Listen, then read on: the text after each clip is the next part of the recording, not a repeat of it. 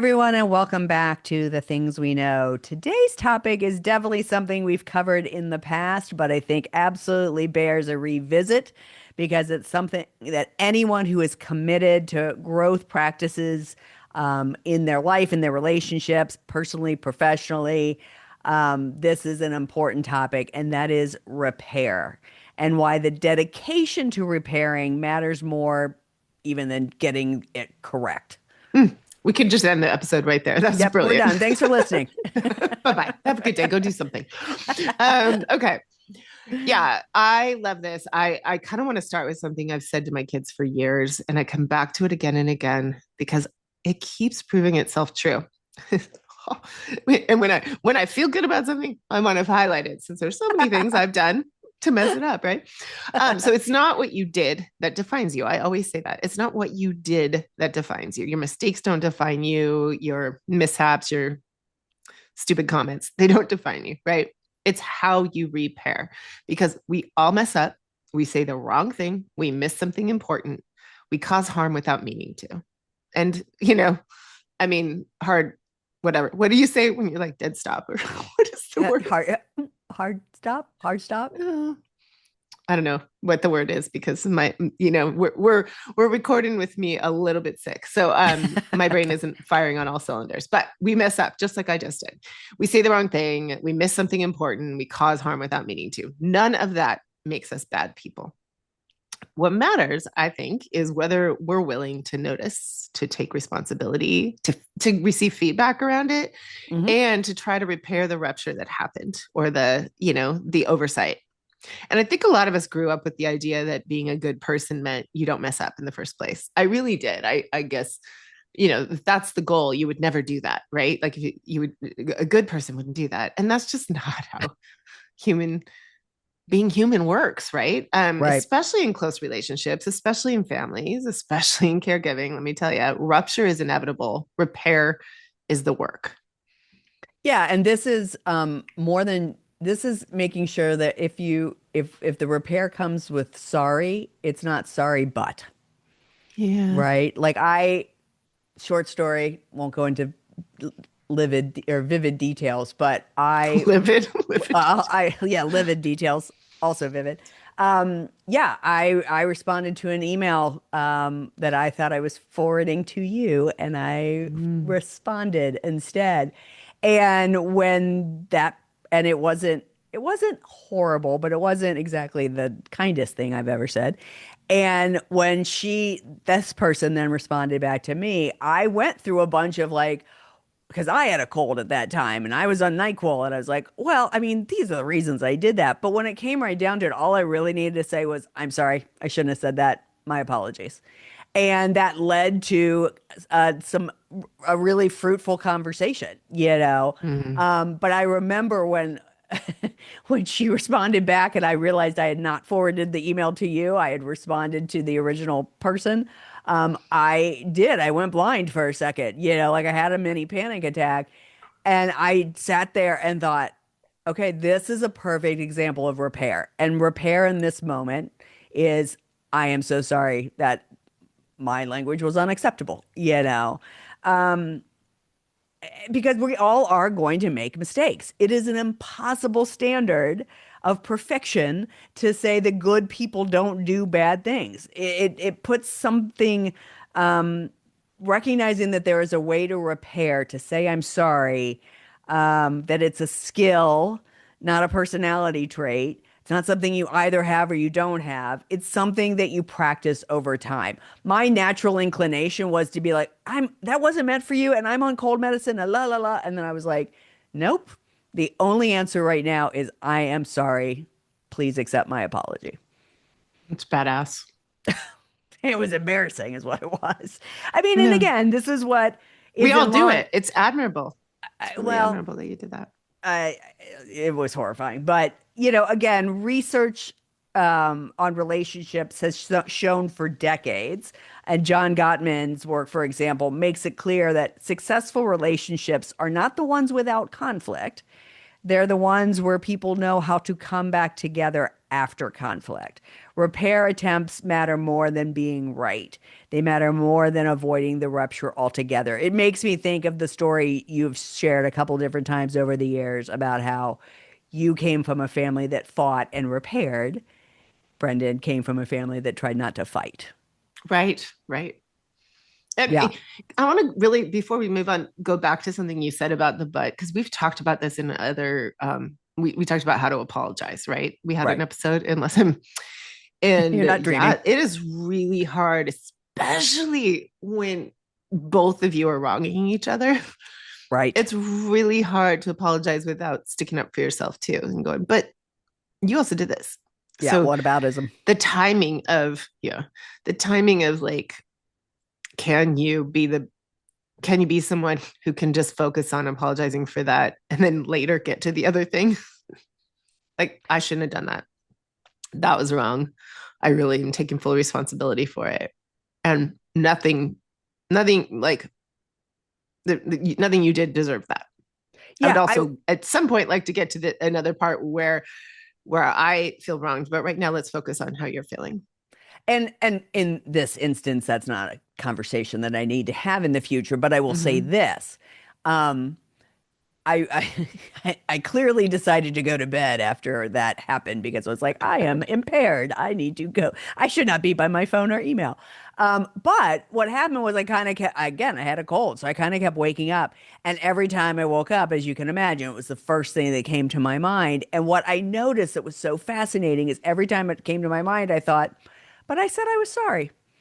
I actually felt relief because I Mm-hmm. hadn't I think had I tried to explain myself, it would have in some ways added insult to injury in a way.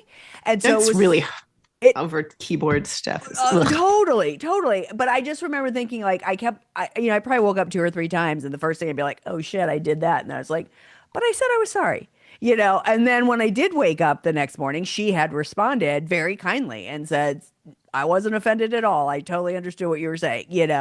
Um, But again, I think had I tried to over explain myself, then I would have started panicking about, well, should I even have done that? La la la. Again. Mm. Um, so you're right. There might be some times where there's each other are in the wrong.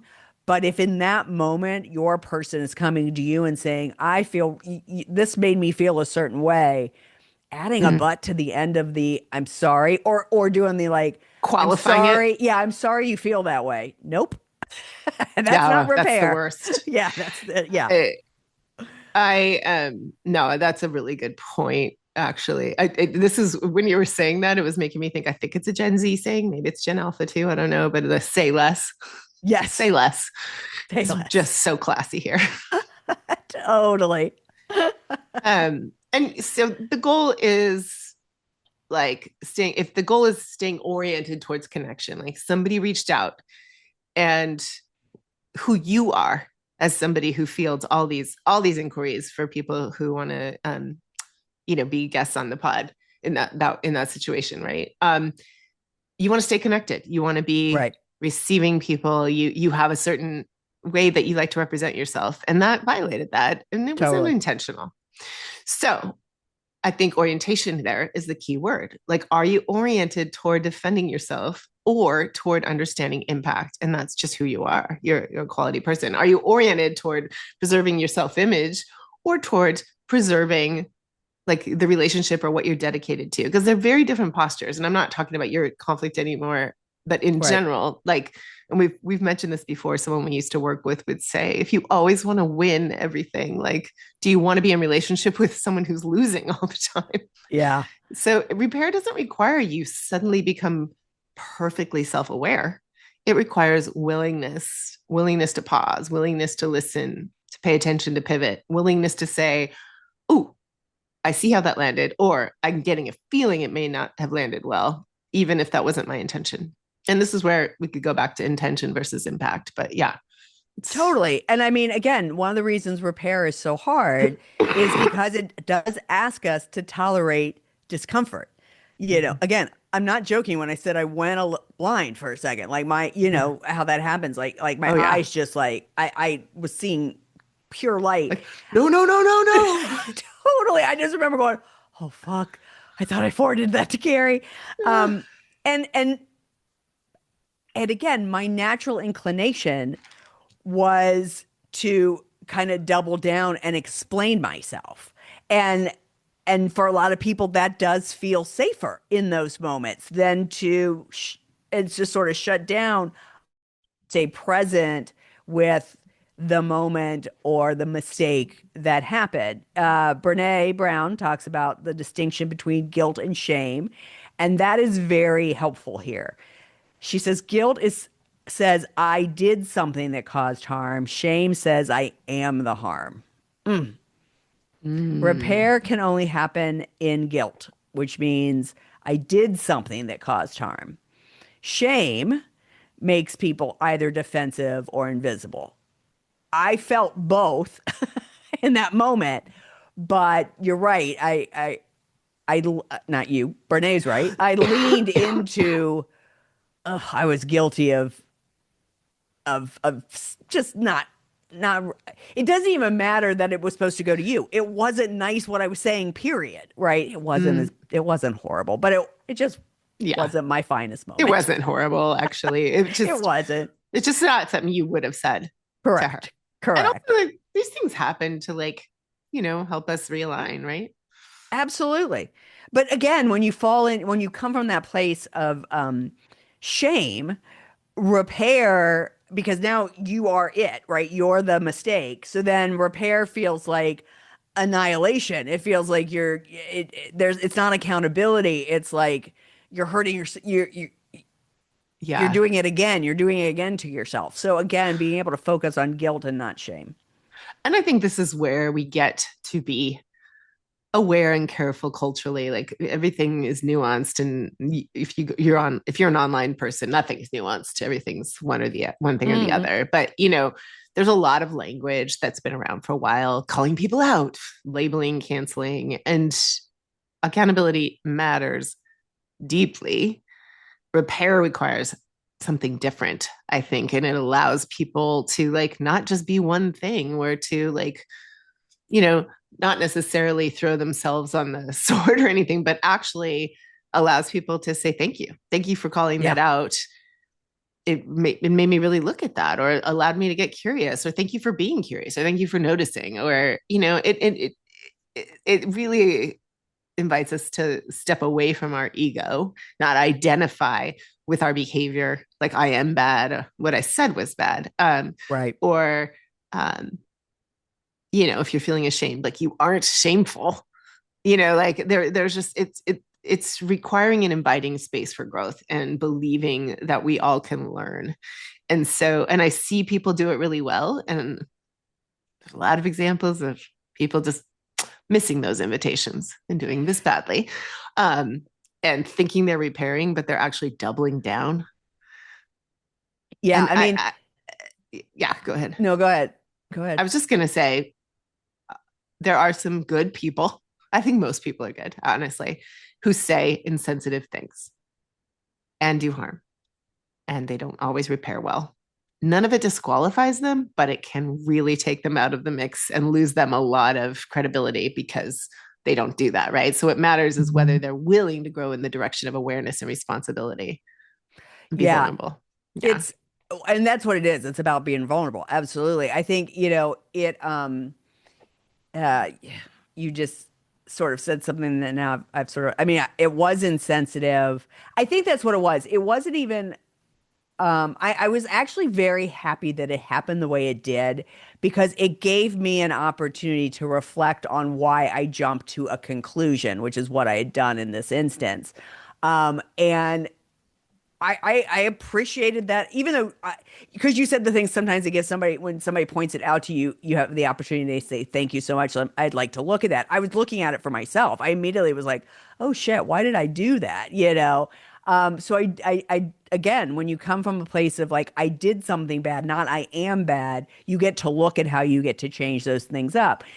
On a funnier note, here in the Callahan household, Vanderpump Rules is a staple. Charlotte and I are rewatching the entire series just because it's like a sitcom. And there is, especially at the tail end of it's in season 12 now, but in season 10, there was a lot of yeah butting going on. And it was so obvious as an outsider to watch this to be like, just say, I'm sorry I did that. Don't add a but. Don't, because then it also then negates everything before the sorry, right? Once there's a but in there. Um, and so that idea, like you said, of growing towards the direction of awareness and responsibility, especially in parenting and caregiving, where the power dynamics are real, emotions run high.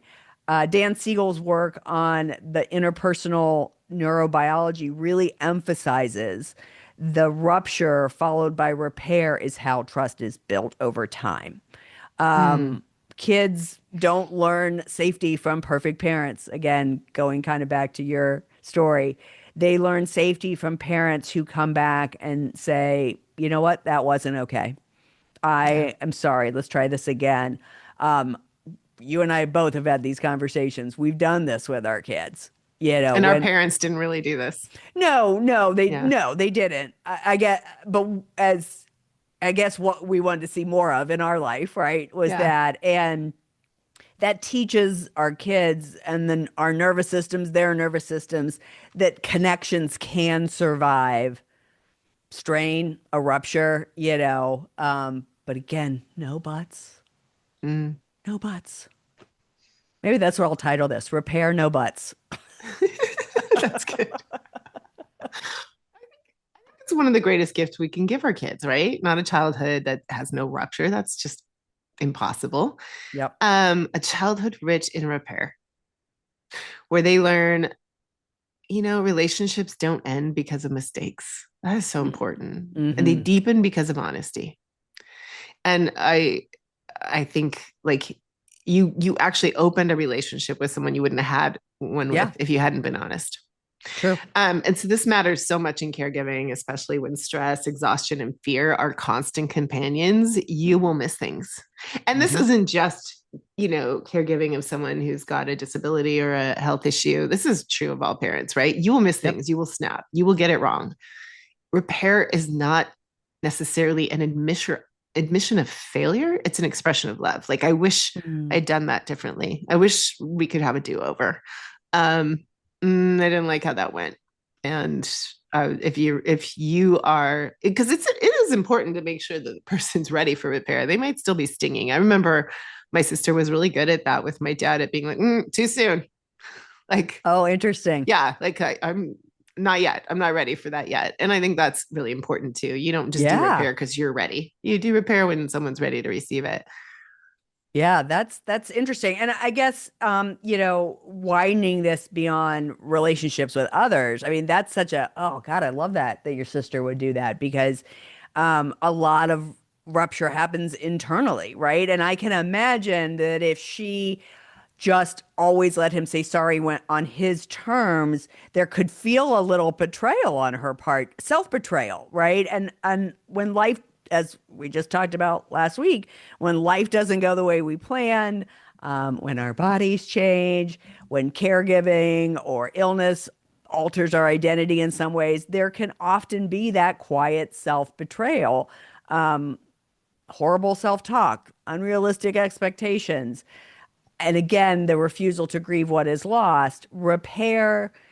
Means repair with self really means noticing that rupture and again choosing compassion instead of punishment. Compassion with Hmm. ourselves. So if we're repairing with others, we're showing them compassion, but we also have to repair with ourselves. I had to think to myself, well, that was stupid, but let it go. you know? Yeah. And I think this is where people often confuse resilience with toughness. And I Mm, wasn't making a jab at our parents. They were young. They totally. had even less, probably repair with their own parents and examples of that. Real resilience includes softness. And I think if I were to get into the mind of my parents, especially my dad, there was probably some like I should know what I'm doing and I shouldn't admit that I made a mistake because then how will they know to look to me, right? Right. I may be over interpreting that, but you know, I think repair includes saying this is hard.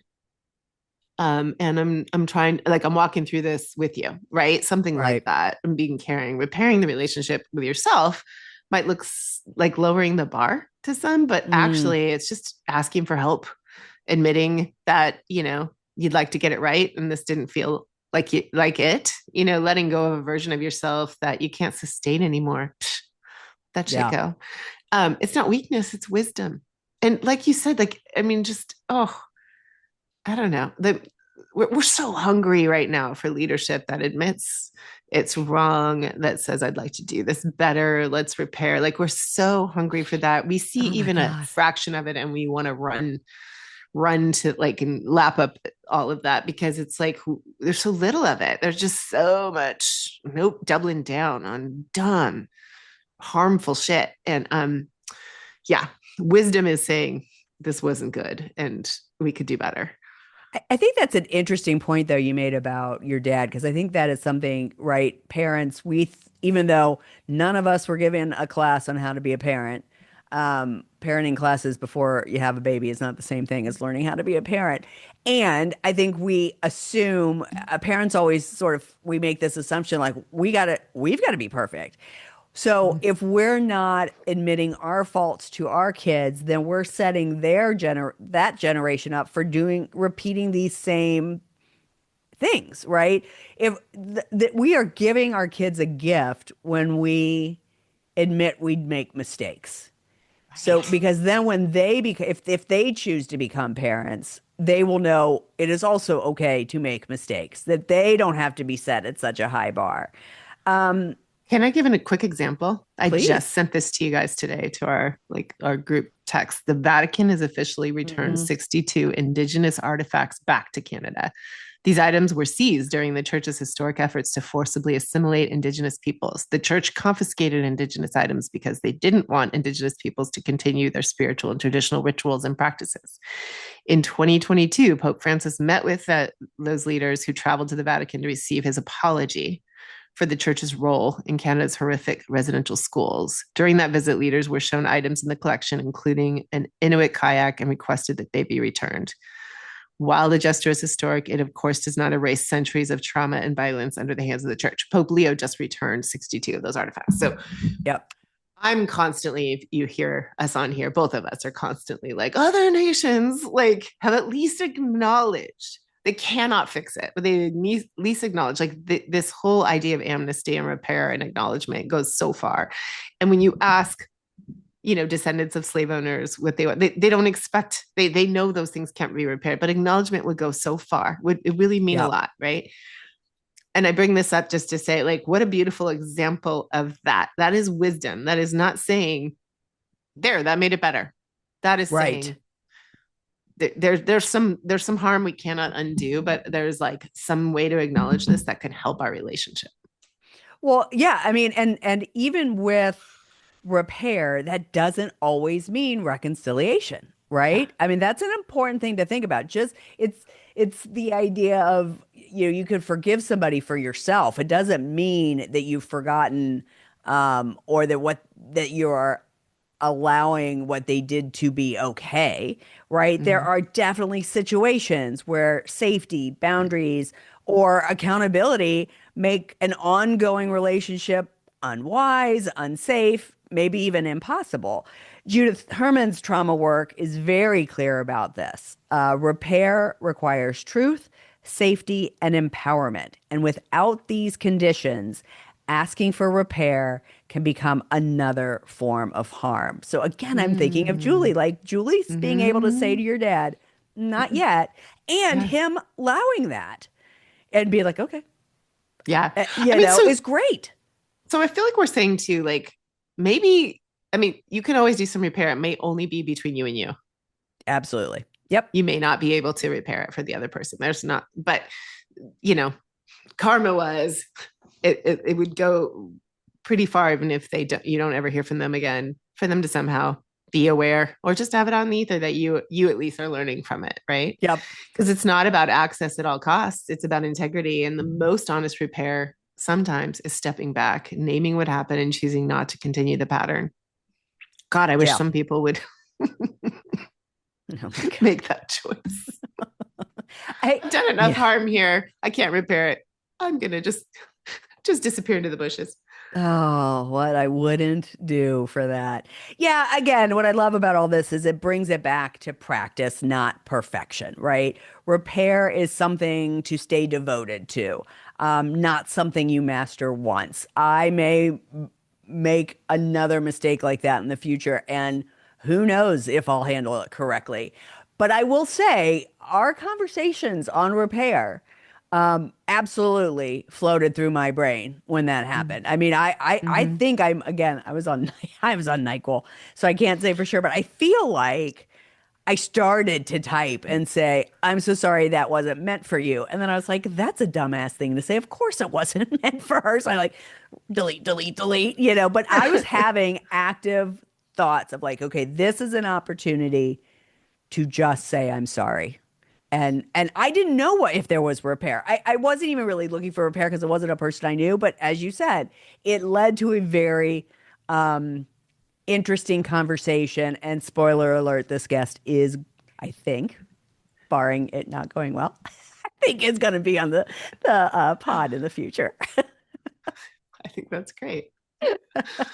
Um, Someone named uh Adrienne Marie Brown, I think, talks about how we're all very practiced at rupture, but Mhm. not very practiced at repair. I wanted to find out more, but I didn't before this happened because I was sick. Yeah. But I want to learn more about this because I agree. It doesn't make us bad. It just means we need more reps. We need more practice. And I just love that you are in practice of that. Well, I think it's, that's an interesting phrase, and I would be curious to learn more. We're very practiced at rupture, but not very practiced at repair, because it kind of strikes me as human nature, right? Again, we're all gonna make mistakes, but if we live in this space where good people, going back to one of our original things, right? Good people don't make mistakes. Well, if that's the life if that perfection life is one you're trying to live, then you are going to rupture and not repair all the time because you don't want to admit that you aren't the good person you thought you were. Right. So And I it's just think an that interesting thought. we've talked a lot about this personally, like offline and on record, but emotional safety is just not something we even knew about or thought about. But Right. like, you are safe to be friends with, safe to be in relationship with, safe to work with if you are somebody who, is self aware and Yeah. communicates about that. You don't have to be Yeah. perfect, right? Because growth is always available. And when growth is always available, that's a form of freedom. You don't have to get it right the first time. You just have to stay willing.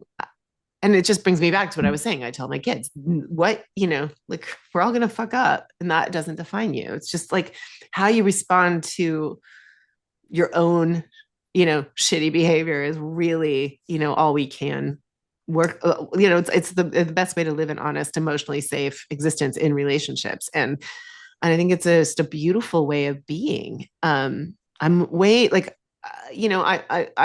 I think very highly of you, and just the way you responded to that before you even told me any of it. It's just so impressive. And it's who I know you to be. You are not ever trying to act like you get it right. You're just always, like who you are. And I was thinking about that. Like I saw recently um a critique of Brene Brown's, like, how to be vulnerable. And someone was like, that doesn't totally apply to, non-white people. It's not always safe for them to be vulnerable. And like Mm.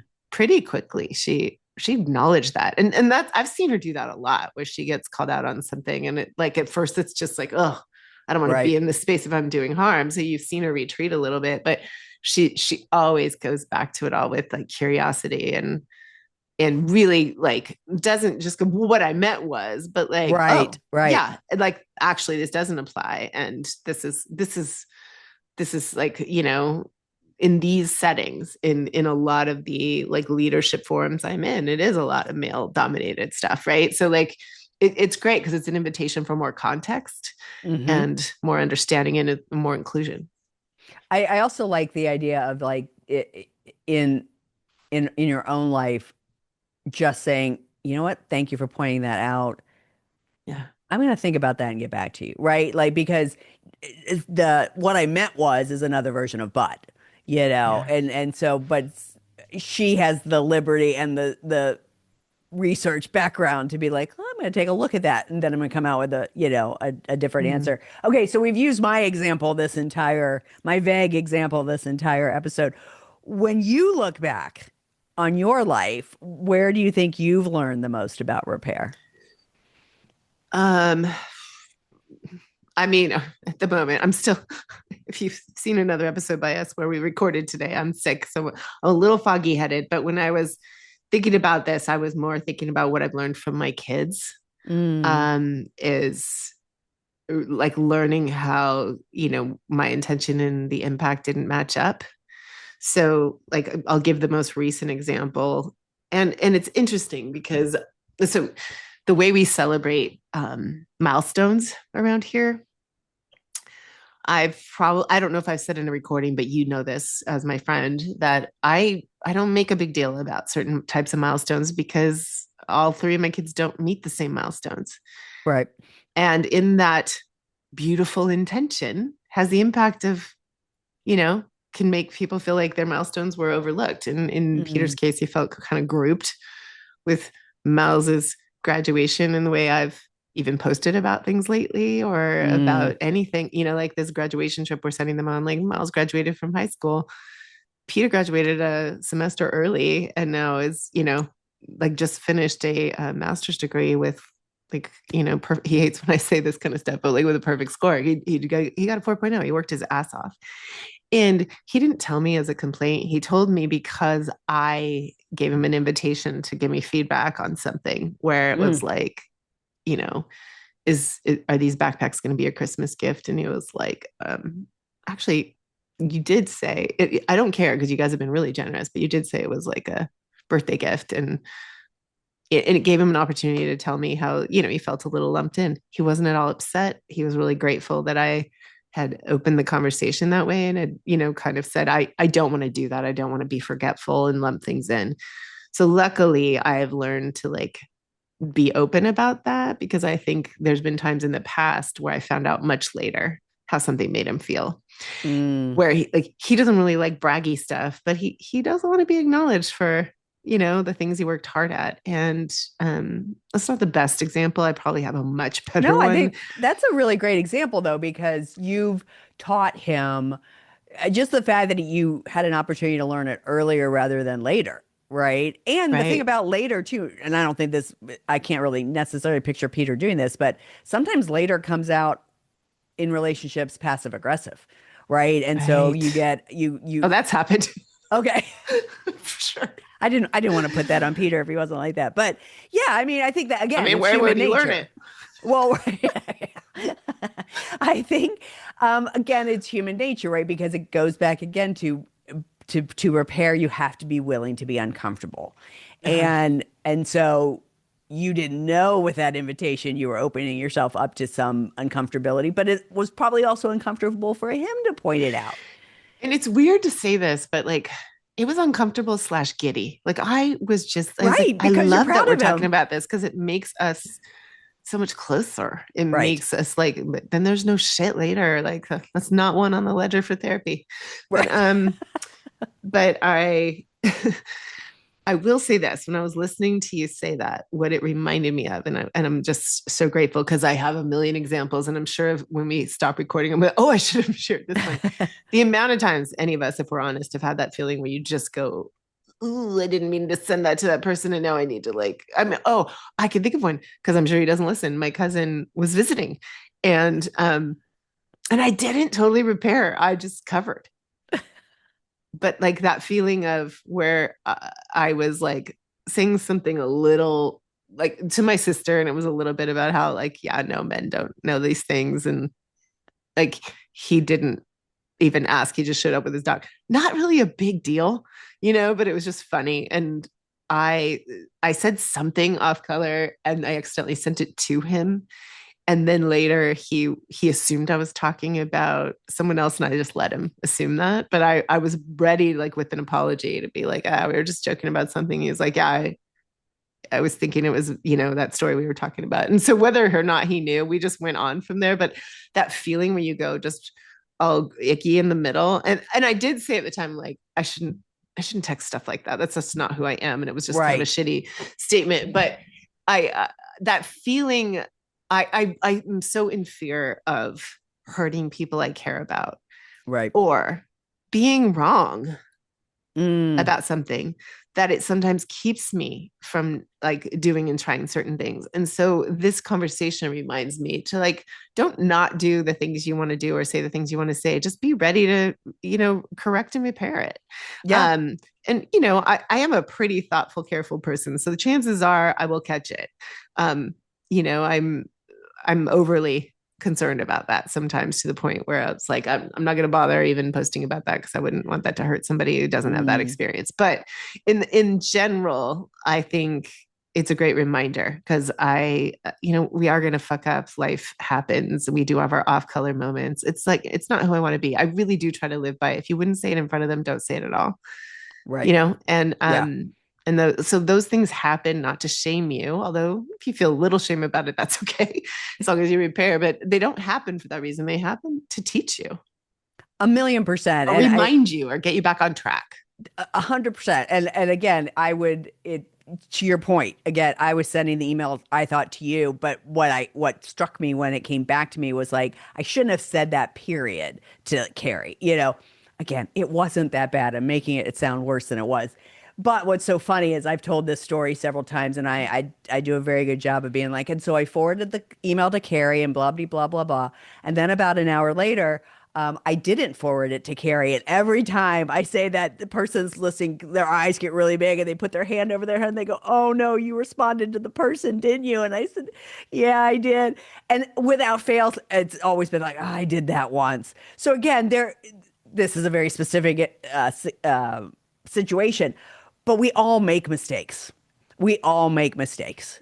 And we can either own them and keep connection, or we can, yeah, but them and possibly lose connection. It will be Yeah. uncomfortable, but what is the desired outcome you have with regards? I mean, in my mind, when mine happened, I was like, I mean, I don't know this woman. Who cares? But luckily, again, it turned out to be a little nicer, better than that. But what do you want in life? Yeah. To not embarrass yourself and lose connection, or to own up and perhaps strengthen the connection? And I will say this doesn't totally apply to that situation, but it's going to probably produce a really good episode for us. And who knows where this relationship goes. But I would say I've lived long enough and messed up long enough to know that you can repair any relationship that's meant to last. And if you can't, Yes. Amen. it doesn't mean that you weren't worthy of being forgiven or understood. There could be a lot of ways that, you know, that person just needs to protect themselves and they may be misunderstanding you or they don't know you well enough to trust you. And that this has to go in your learning ledger, not your reason to be ashamed ledger. Yeah. So, Love it. I love it. Well, that's a good lead into the song this week. We picked Fixing a Hole by the I Beatles love off Sergeant this. Pepper. I was listening to it before we got on. I was like, oh, I love this song. So I just grabbed these lyrics. It really doesn't matter if I'm wrong, I'm right. Where I belong, I'm right. Where I belong. See the people standing there who disagree and never win, and why they don't get in my door. I'm painting the room in a colorful way. Mm. Mm, Ah, the Beatles just never fails. Um, yeah. Want to wrap this one up? I do. I just lost my notes. Okay, so yes, if you're listening and realizing that there are places where repair is needed with others or with yourself, let this be an invitation, not a judgment. That repair is not a performance, it's a practice. And if you don't have anything lingering like that, I think I think, let this be something you kind of keep at the front of your mind as an option for you next time you step in it. Yeah, because it's one of the most human things we can do, which is to step in it. So, yeah, hopefully you have nothing that comes to mind right as you're listening to this, but we all make mistakes and we get to decide how we show up with those mistakes. Um, as always, we're really glad you're here and listening. Please share this with anyone that you think it might land for. And otherwise, we will be back next week. Thanks for listening, as always. Bye.